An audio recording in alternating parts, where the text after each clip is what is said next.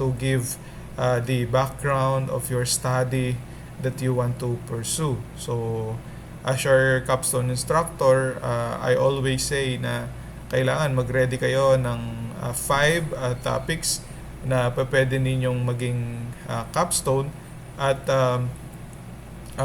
dito din, syempre kapag meron kayong topic, meaning to say, meron na kayong magiging title. So, I intend this discussion to give you an idea on how to create your title and also the composition of the chapter 1. But the focus of this session today is the creation of the title and the composition of your introduction. So, pag sinabi natin chapter 1, ito lahat ang makikita natin. As you can see here in our table of contents, in chapter 1, you will know how to write your introduction, your project context as part of our documentation ang ating ginagawa. Of course, we have the objectives of the studies and of course the scope and limitation. For today, we will only tackle these two, no? Itong how to create your title and how to write your introduction. So let's get started, no? How to create a title for capstone project. So siguro naman nagkakaintindihan tayo dito that whenever we create research paper, it is important to take to have an capstone title, no? Or research title, pwedeng sabihin natin. A title will give us the field that you want to pursue sa inyong research, and also it will give the reader what area, no, do you want to pursue, no, sa ating research. So meaning to say, pagdating sa mga research title natin or capstone, it is important to have a clear, concise title. Okay? So, yun yung pag-uusapan natin. So, what is a research title? According to on my research sa internet, no, ang research title pala, it's the main idea or ideas ng study ninyo. So, dito nakapaloob kung ano ba yung topic na meron nito. Anong platform ang meron sa mga system na i-develop ninyo. Kaya makikita ninyo, there always have na tinatawag na kung ito ay web-based, o linalagay natin yung word na web-based, no? Kapag ito naman ay mobile application, we put the word na mobile application because we want to convey na itong system, as you see mamaya sa ating mga example, i-cover natin yung mga yan, ano? So, and in creating a good title, it contains a fewest possible words. So, ibig sabihin, hindi ito dapat na maraming words na nakikita na para na siyang isang paragraph, no? It's 10 to 15 words, no? Kung maaari, na dapat ay nakalagay na doon, mapipicture out na nila kung para saan at para kanino ang iyong topic. So, the title will give us the idea what is the problem, what is the solution, and for who. So, yun, no? Kailangan na nasasagot ng title ninyo yung tatlong yon. So, ulitin ko lang, kung ano yung problema, pinapakita natin doon. What is your solution and para ito kanino? Or what purpose? For what purpose? Parang ganon. Okay? So makikita natin dito, no? A good title contains a fewest possible words, effectively describe the content. So makikita natin dito na kailangan na di-describe natin kung ano ba yung gagawin ninyo, no? And ano yung purpose ng gagawin ninyong research. Okay? So, sabi nga dito, ito kasi ay kinapi-paste ko lang from the internet, that the title is without doubt that the part of a paper that is read the most. Kumbaga, ito yung lagi na makikita natin, ito yung lagi na nababasa ng mga reader natin. Kaya dapat paghandaan natin at maganda talaga yung title natin. Dahil dito nakasalalay, no, kung ano ba yung magiging impression, may engage ba yung mga reader natin pagdating sa retitle na meron kayo. Okay? So, what else? So, meron pa tayo dito. Yan. So, sabi nga dito, choosing the right title for capstone project is very crucial, no? Nakita natin bakit siya crucial kasi ito nga yung magsiset ng pace, ito yung magsiset sa atin ng goal. This also give us, no, na idea what areas ang papasukan ninyo, what platforms ang meron dito, anong technology ang nandito, and also what solution na ibinibigay nyo. Okay? So, it provides a clear and concise representation ng study natin. So, another meaning ng research title is this, to provide a clear. So, kung i-compare natin siya sa unang definition natin kanina, parehas lang sila na sinasabi. No? It's concise, effectively describe the content. Here naman, it provides a clear and concise representation. So ito pala ay nagre-represent. Pag sinabing, di ba, si president or si mayor natin sa klase, siya yung nagre-represent ng inyong section, di ba? So yun yung mga tinatawag. Itong title ninyo will represent this study. Ano ba yung pinag-aaralan natin? And ano ba yung characteristic na dapat nating makita sa isang magandang title? So a well-crafted title should be specific. Pero dapat specific ka dito sa mga sasabihin mo. Hindi pwedeng paligoy-ligoy, no? Dapat descriptive, na-describe niya anong gagawin ninyo, no? For what, no? For what? And align with the objective. So it is important to have na yung title natin, it's in line with your objectives, kung para saan ang gagawin ninyo. Okay? And then, since, ito gusto kong i-note ninyo, lalagyan ko ng asterisk, since tayo ay hindi lang basta research paper ang pinoproduce natin, we also include here the technology, no, or platform na gagamitin natin, a web-based, an IoT-based, a blockchain technology, something like that we can specify. So, linalagay natin yan. Okay? By the way, if you have question, no, pwede kayong mag-raise ng hand at para ma-recognize kayo. Okay. Any question? Okay. So, kung wala, I will proceed. Okay. So, what are the best practices ba sa pagkikreate natin ng title? So, iilan lang ito sa mga nakita ko that we need to consider kapag tayo ay gagawa ng title. So, sabi nga dito, be clear and concise. So, i-avoid natin yung vague na overly complex words na hindi naiintindihan or unusual words. Dapat yung title is easy to understand. Kasi ang purpose naman, bakit tayo gumagawa ng title, is to what? Para convey natin ng maayos sa ating mga reader kung ano yung gusto po nating pasukan. Tama ba? Gusto nating pasukan na study. So, kailangan madali siyang intindihin. Okay? That's the number one practice na dapat nating gawin. Number 2, it reflects the main idea. Now, siguro nag-iisip tayo, what is the main idea of your research? Okay? So, pag sinabi nating main idea, nako-convey natin dito kung ano yung problem. Ano ba yung problem?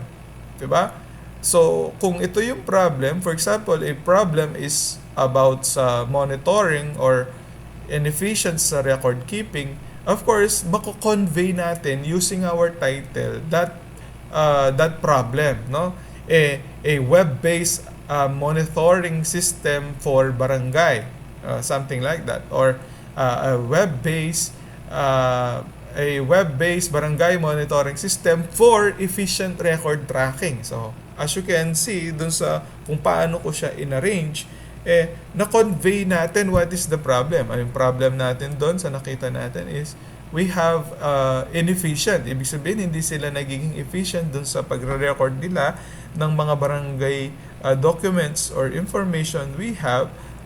Kaya ang problem na to, it will lead us dun sa being addressed, no? So ito ay ano ba yung solution natin sa problem na yun? So a barangay monitoring system will address this problem. So something like that. Okay? So yun. It reflects the main idea. Next one is the specify the scope and the technology. So it is important to include why we need to include this, no? Kasi nga sabi ko nga sa inyo, hindi lang naman tayo research documents lang yung ating inaano dito ginagawa. We also include here the technology. What technology? Meron po itong output, meron po itong system, no? It includes the key components, okay, such as the target user. Who will be the target user? Kaya nga tayo po along with the scope or the technology we are using, linalagyan natin ng salita ng with, no? For example, with mobile application, o kaya naman if you want to emphasize the target user for what, so gumagamit tayo ng word na for barangay, Masantol, Minalin, something like that, ano? We use the word na for sometimes to include the platform or the technology. We use the word na with, di ba? So barangay management system with IoT, information dissemination for, it's pertaining to the recipient or the target user. So hopefully nagkakaroon tayo ng idea, no? Ganun pala. So we can use the word na with and yung for, no, to pertaining dun sa target user natin. Okay. Number 4 is use action words. So ano ba tong action words? So sabi natin kanina, web-based barangay management system for sometimes hindi yung mismong recipient or yung target user. Sometimes we put the action word. Para saan? For efficient record keeping. That's the strong active words that we put in our title. So nagiging engaging and meaningful siya. Kaya pala kailangan si barangay management system so that we can be effective, no, sa aming sa ating pag-record ng ating mga documents sa barangay. Okay? And last one, and then after this I will give you the example, no? Titignan natin siya kung nagfo-fall ba sila dito. Okay? Avoid unnecessary words. Ayan. So keep the title within 10 to 15 words to maintain clarity and impact. So, hindi na nila ma-appreciate yan kapag napakahaba, sobrang haba ng title natin. Hindi nila ma-appreciate yan. Because, bakit? Syempre, para na siyang nagbasa ng isang abstract or ng isang paragraph. No? Kailangan gawin natin siya ng maayos, i-convey natin siya ng maayos by following these best practices, no, sa pag-create natin. Dapat concise, naka-reflect yung main idea, naka-specify din kung ano yung scope niya na target user, sino-sino ang gagamit nito, para kanino tong ginagawa ninyo, and also the technology na gagamitin ninyo. It also conveys the action word para ito ay maging engaging and meaningful. And lastly is to avoid yung unnecessary words. So hindi naman natin kailangan maglagay dito ng unusual na words. Hindi nila ma-appreciate yon. Okay? So to give you now the example, guys. So here's the example, and including here the number 6 and the number 7 is my previous advisee, no? Ibig sabihin ito yung title nila, yung mga previous advisee ko. Ito ay ano lang ito, just convey our discussion. So as you can see, makikita natin dito yung technology. It's a web-based. This is the technology. And this is the solution, the barangay management system. Okay? Including here, implied here that there is a problem in managing the barangay information. Ano? So, kaya yung solution natin, it conveys the problem. Nagbigay tayo ng solution. And ito ay para saan? For what? This is the main reason or main purpose for efficient resident record keeping. Tama? So, ito yon ay nakasunod dun sa ating pinag-aralan. Check. Number 2, IoT-based sprinkler system for automated greenhouse irrigation. So, as you can see here, we also have here the platform. Okay, it's an IoT-based. This is the technology. And we called it the smart sprinkler system. That's the solution for automating the greenhouse irrigation. So, ibig sabihin, nagdidilig siya automatically. So, no? Nagkakaroon na tayo. Ito ay pang web. Ito naman ay pang IoT. This one is mobile application. Mobile application for monitoring student attendance. And then, as you can see, I use the word using to highlight the function or the main function of this study. So, ito yung platform, the mobile application. And this is the QR code is a we can say that this is a function, the core function na gagamitin natin or new technology na meron tayo using QR code. We are using QR code to monitor student attendance, something like that. And Firebase, this is a storage, online storage to store the attendance ng mga students natin. Okay?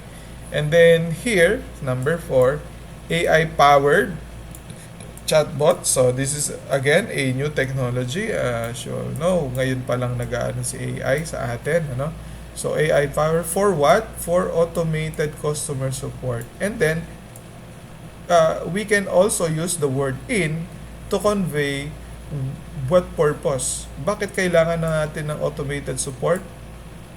Because ito ay gagamitin ng mga e-commerce platform natin, to avoid yung alam mo yon yung 24/7 kang naka-online para lang mag-entertain ng mga nagchat-chat. The chatbot can do that, efficiently.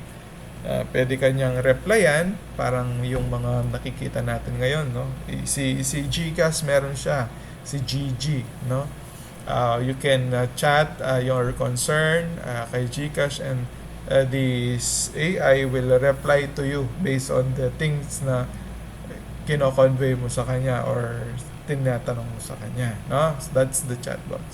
Yan.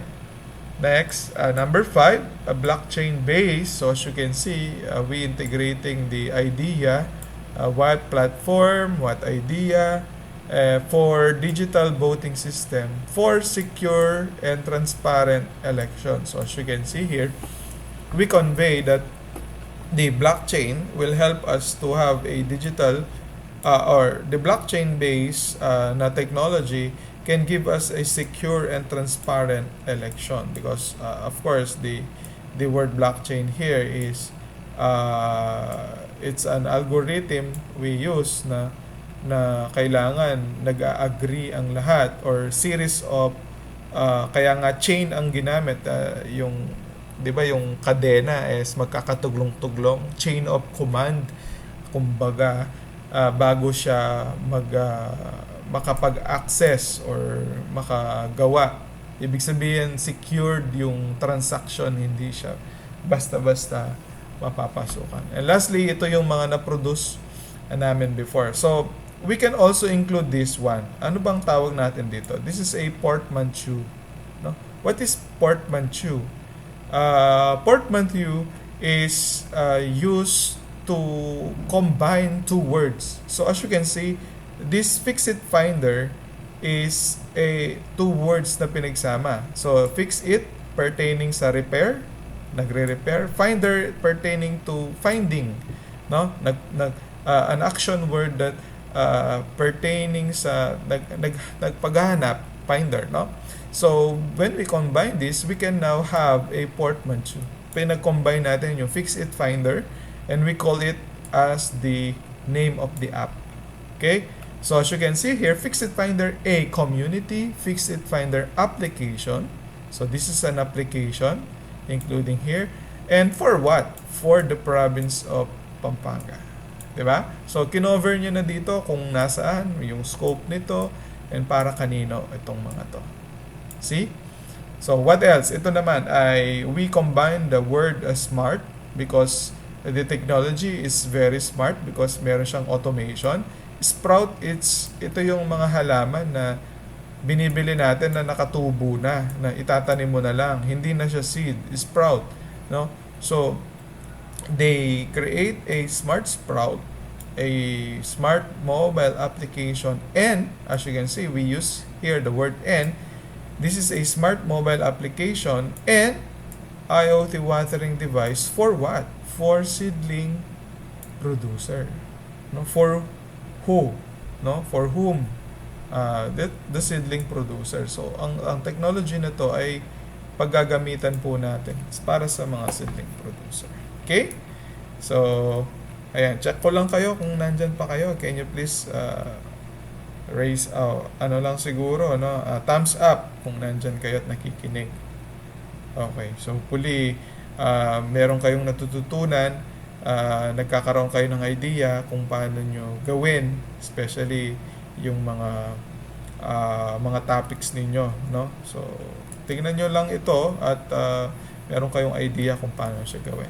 So, tapos na tayo sa title part. So, we're now going to go sa writing your introduction. So, ang focus lang natin dito guys is the part ng introduction. So, what's the component ng introduction?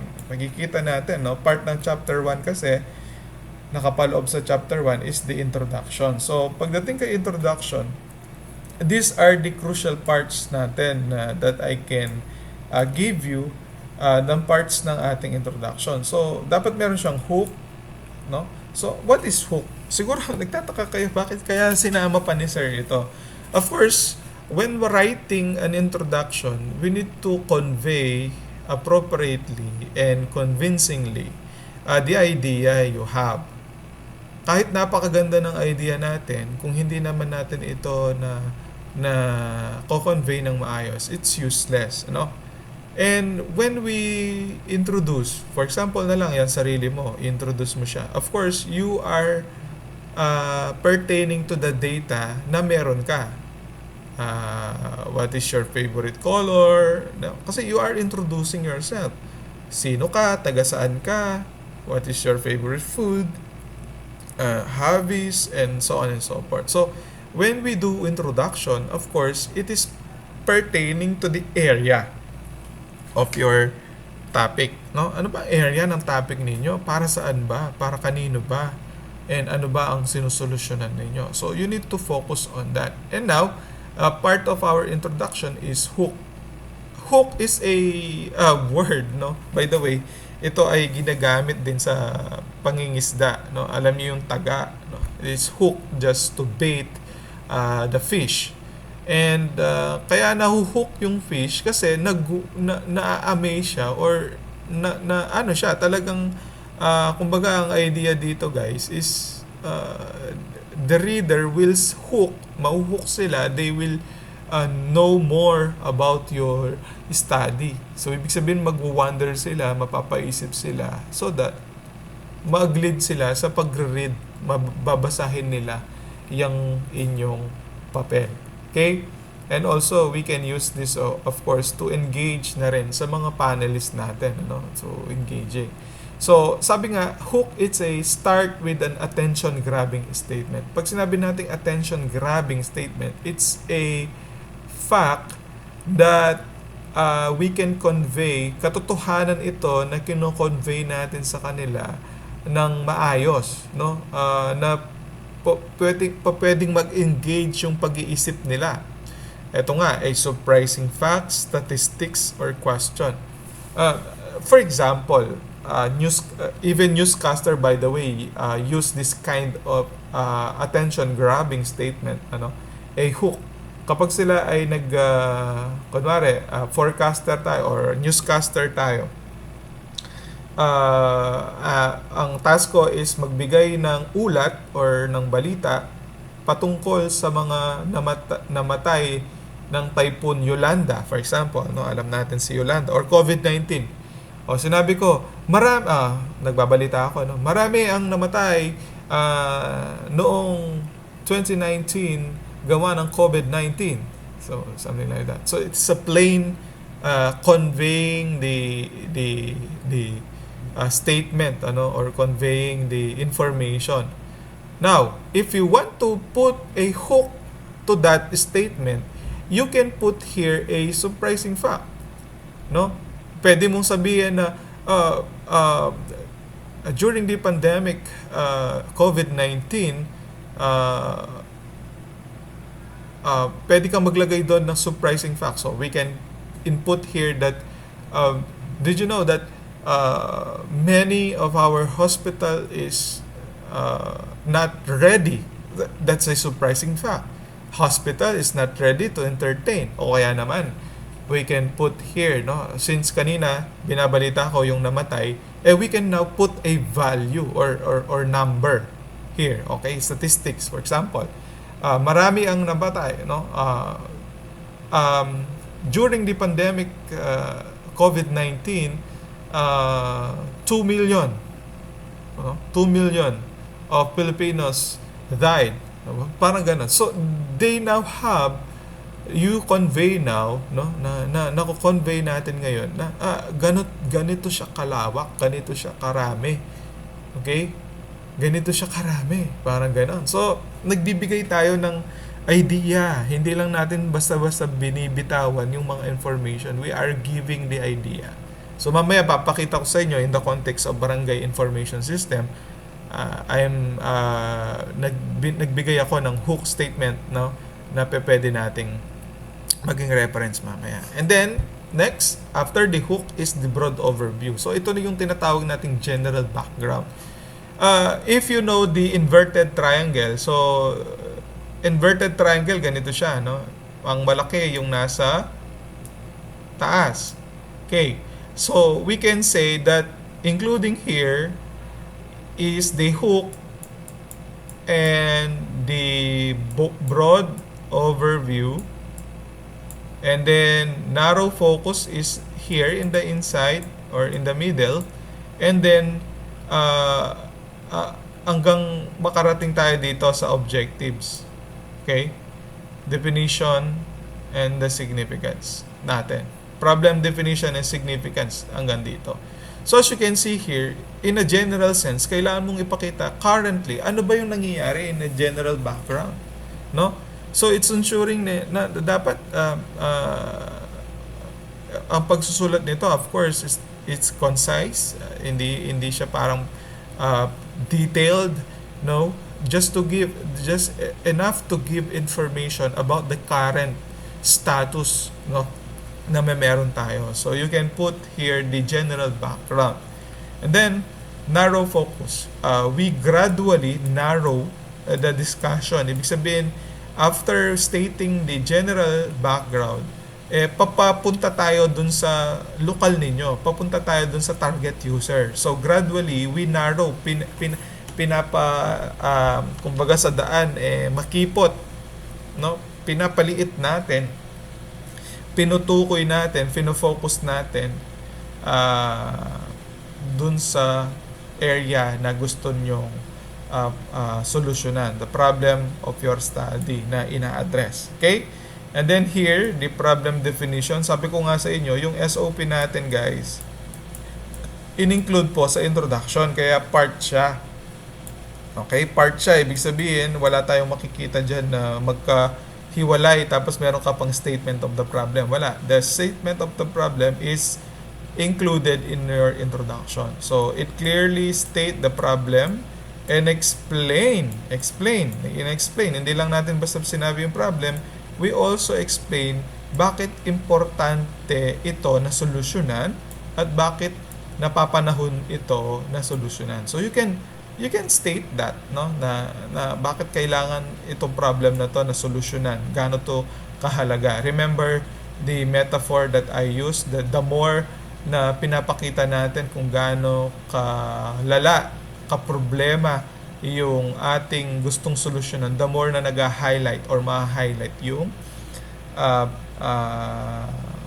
project na gusto nyong gawin, the system that you want to build, no? The more na na-emphasize natin yung problem, the more na kailangan natin ngayon yung solusyon na meron kayo. Okay? And then lastly, the significance. It highlights how the research will benefit. Ito naman yung impact or magiging impact ng gagawin ninyong system. The significance, ano yung tulong nito, no, sa mga target users, sa community na inaano natin. So let's go one by one here. Explain natin with siguro with example here. So focus number 1. By the way, nandyan pa kayo? Can you please give me a thumbs up? Ayan. Thank you. Okay, so hook. Sabi nga natin dito, we emphasize this is an attention-grabbing statement. No? When we say attention-grabbing statement, we are conveying, of course, hindi tayo gumagamit dito, hindi tayo naglalay. Wag niyong gagamitin yun. Of course, we are stating a facts based on the statistics. Katulad ng definition natin kanina dito, surprising facts, statistics, or a question that can intrigue, no? Maiintriga sila. Kumbaga trailer ito ng isang movie para mapanood nila or para ma-excite sila na panoorin yung buong movie, bibigyan mo sila ng trailer, 'di ba? That's the idea there. Okay, so for our example, you state here, no, in the context of barangay information system or barangay record. So we state here the facts about barangay, the current status of barangay. So here, sabi natin dito, managing barangay records and services using traditional pen and paper, and that's the fact, surprising facts that we can say that our barangay currently are using the traditional pen and paper method pa, no? And what else has become increasingly inefficient? So it entails that if you use this traditional pen and paper, it entails there that ito yung magiging effect. Pwedeng mag-increase yung inefficiency, ibig sabihin, hindi nagiging consistent, often leading sa delay, misplaced ng document, and frustrated residents. So, dito pa lang nag-wonder, oo nga. So, we have here a problem talaga that if we are using pa the traditional pen and paper, ito yung magiging implication nito. It will become increasingly inefficient, often leading to delay, and so on and so forth. So, anyway, you can put here, kung dadagdagan ko man ito, I can put here a number. No? Kung meron akong data, pwede kong, after stating this fact that they are using the traditional and paper method, has become increasingly efficient, often leading to delays and mistakes, those and frustrated resident. So, pwede ka ngayon, after this, pwede mo pandagdagan. Pwede kang siguro maglagay ng, kung meron ka rin data, lagay mo yung statistic value. No? Na, for example, a survey na sa 10 barangay, isa lang ang 1 out of 10 barangay ang naka-digital pa or naka-digital, sila lang yung naka-digital. Isa lang sa 10 na barangay. That you can state that, no? You can include that. So, parang dito binibigyan lang natin ng kumbaga flavor yung mga katotohanan na gusto nating i-convey sa kanila. Okay? So, managing barangay records and services using traditional pen and paper method, it's a attention grabbing, no? That's the hook that I use. Okay? And now, going to the broad overview of the topic. So, when we say broad overview, it's the general background. Okay? So, the general background of this is, of course, kung ano ba yung field na ina-address ninyo or the problem that you are addressing. So, as you can see, paano natin siya nasabi na general background? If you notice, we are using here the word Philippines. It's the whole Philippines we are pertaining that has a smallest, no? 'Di ba? Barangays, the smallest administrative units in the Philippines. We give the importance ng role ng barangay. And this is true not only for a specific barangay but to all barangay in our country. So here we put the general background. They are they are playing a crucial role in delivering public services. Sila yung pinakauna sa front line, kumbaga. Sila yung pinakauna sa mga pwede nating mapuntahan, makapaghingi ng tulong because they are in our barangay, in our community. Kaya nga sila ay barangay no? So sila yung pinakamalapit na government unit that can give us yung mga ganyan services, maintaining community records, yan. These tasks include maintaining residence profile, kung meron ba sa inyo naka-blatter, 'di ba? Kaya nga tayo kumukuha ng barangay clearance just to give sa credential natin na hindi tayo pasaway sa barangay natin, hindi tayo naka-blatter, wala tayong mga previous offense, something like that. Kaya kumukuha tayo ng mga certification, 'di ba? Certification of residency, kumukuha tayo ng ganyan. That's the part of our profile. Handling clearances, ayan yung mga clearance na binanggit ko. Monitoring barangay activities. Itong lahat ng mga ito, it's pertaining to all the barangays in what? Philippines. Ibig sabihin, in the context of Philippines, all the barangay do this. Walang barangay ang hindi gumagawa ng mga ganito. They are tasked, they are mandated to do this. Okay? So, in a general background, we stated that here. Okay? And then, as you can see, after this that, we have here the word however.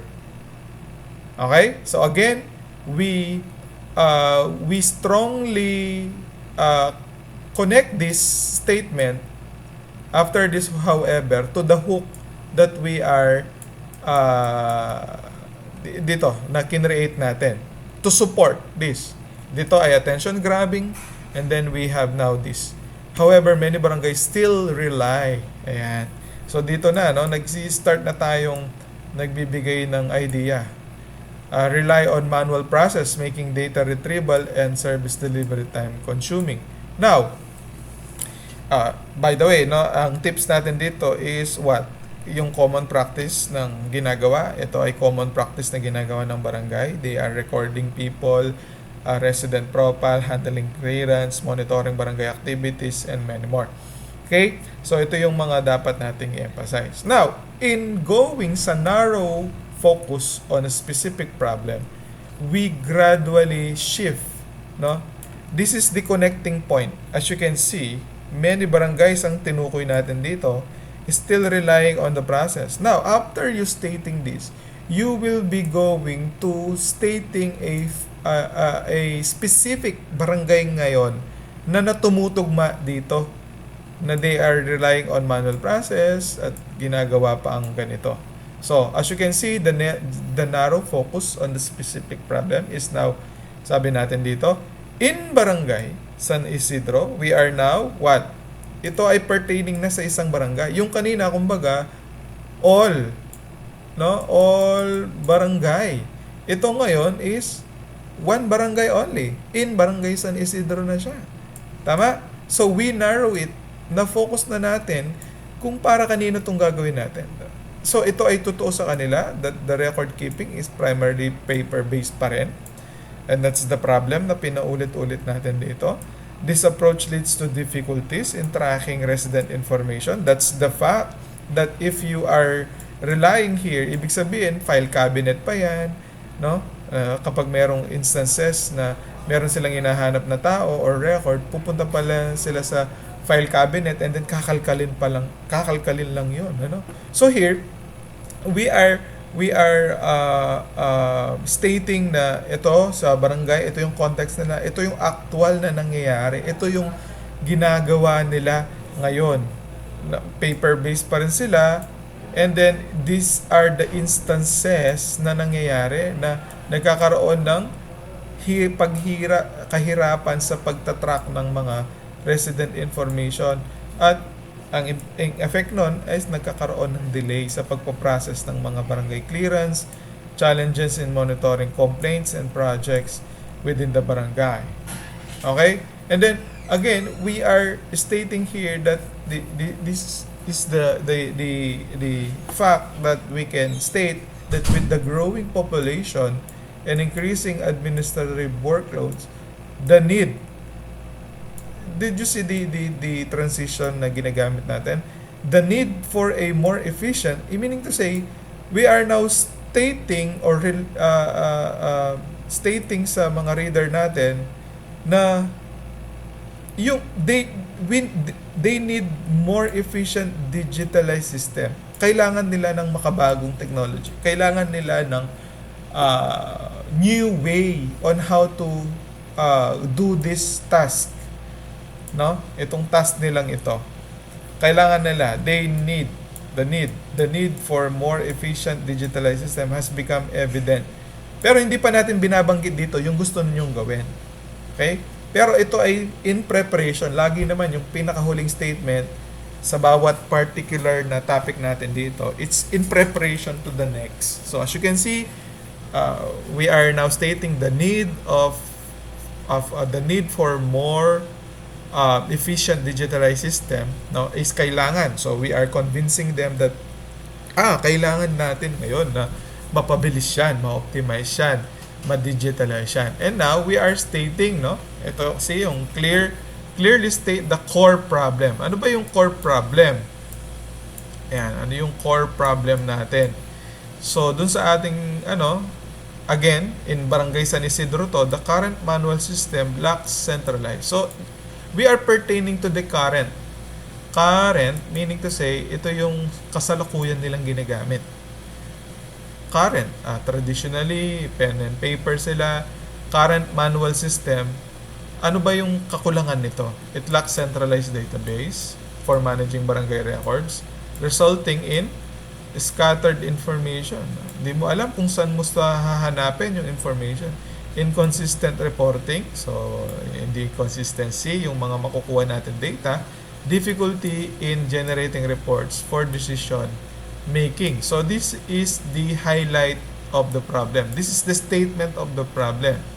Okay? Kumbaga, we are now stating here the statement of the problem, no?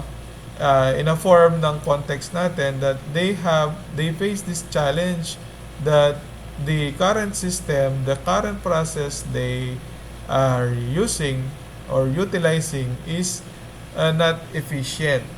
Ibig sabihin, hindi na po ito nakakatulong sa kanila sa mga ganito. Okay? So, ano bang tips natin dito? It should ensure the problem statement is specific and measurable. So, as you can see, binanggit lang natin yung current problem nila. And then, ano yung lacking? Ano yung lack? It lacks. System lacks. No? So, in-emphasize natin dito kung yung ano yung wala dito. Siyempre, dahil pen and paper yan, wala tayong centralized database. No? That can give us hard time sa pagtatrack ng mga files sa barangay. Okay? And then, lastly, the significance ng study.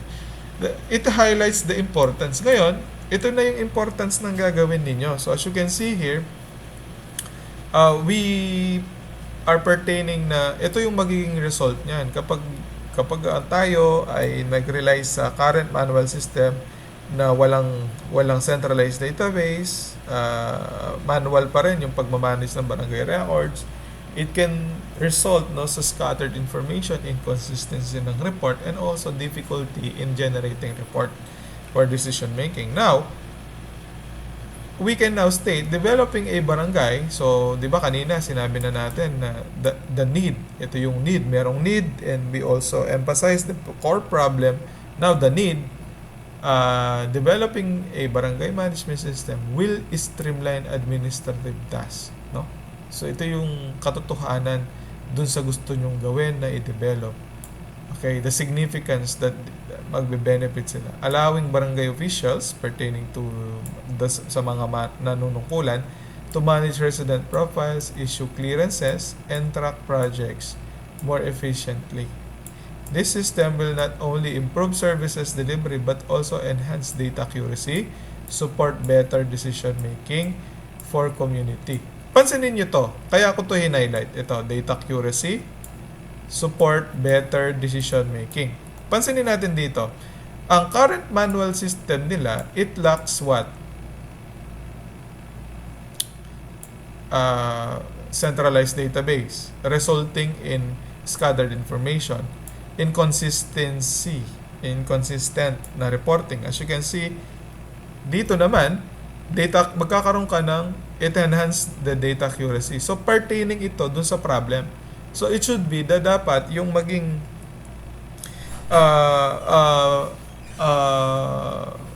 dun sa problem definition natin, dun sa significance ng gagawin ninyo, it will align, no? Kunwari dito, inconsistent reporting, dito magkakaroon na tayo ng data accuracy, support better decision making, and then, yon, no? As you can see, support better decision making. So, it will generate report that can help the barangay officials to make decision. Ano ba tong mga decision na to? For example, in terms of calamities, dahil meron kang record profiles ng mga resident mo, you will know kung sino yung dapat mong unahan na purok. 'Di ba? Meron tayong mga purok sa barangay. Sino yung uunahan ko sa mga purok? Na bibigyan ko ng tulong kapag binabaha kami sa buong barangay. Pare-parehas naman binabaha. Pero bakit kailangan natin tignan yung data? Kailangan. Because using the data, we know kung sino po yung mas nangangailangan. Yes, lahat sa barangay nababaha. Pero using the data, we can utilize our data na malalaman natin kung sino-sino yung purok purok sa barangay na marami yung bata, marami yung matatanda, marami yung PWD, something like that can help them to make a decision. O sige, unahin natin yung purok 3 dahil marami ang matatanda dito. Mahirap silang makalikas. Something like that, no? So we can use our yung mga nakukolekt natin na data, we can turn them into insight, no? Sabi nga sa data analysis, we use data analytics to turn raw data into an insight. So that's the reason why we need to generate, analyze using our data, no, para magkaroon tayo ng support ba sa decision making natin. Okay, andyan pa kayo? Andyan pa tayo. Okay, 15 minutes more, ano, hopefully nag-enjoy kayo dito at nakakaalam, no, ng mga dapat nating ilagay sa capstone natin. So, lahat ng mga sinabi ko, guys, pwede nyo nang gawin yan. However, merong isang lacking. Kumbaga sa pagkain, nawawala yung spices, no? Yung pampalasa ba.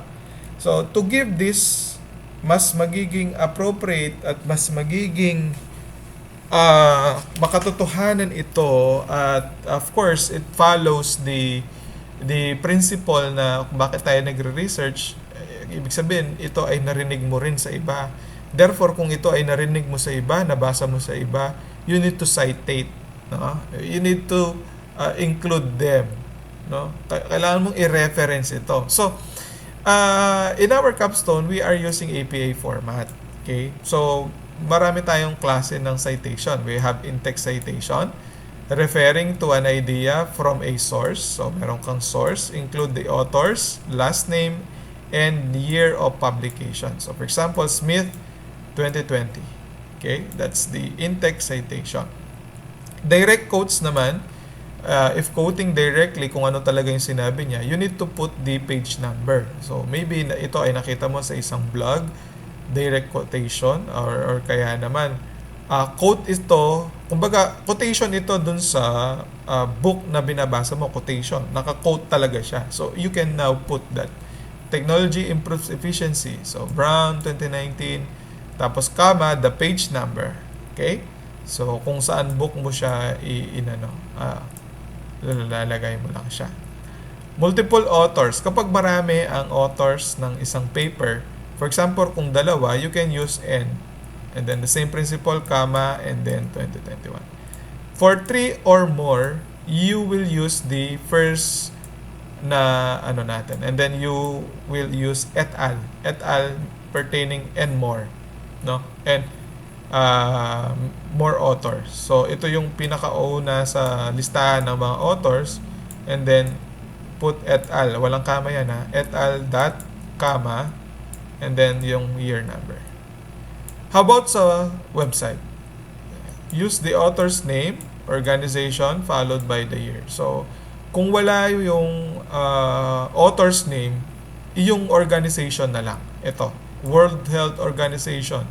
It's an organization. No? So, 2023. No? If no author is available, use the title na lang. Ano yung title?